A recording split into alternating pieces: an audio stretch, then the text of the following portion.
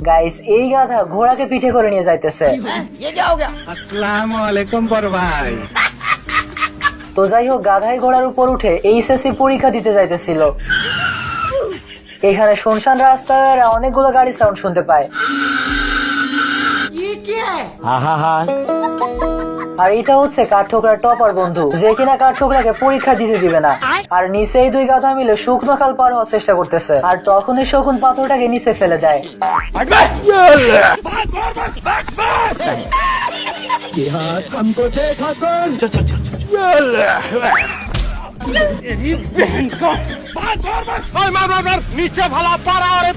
এদিকে আবার শকুন রাস্তার মধ্যে অনেকগুলো বম রেখে দেয়। এন্ড যখনই কাঠঠোকরা আসে ট্রিগার দাবিয়ে দেয়। এখন তারের মধ্যে দিয়ে গিয়ে ইমালে সোজা বমের উপর ওঠে।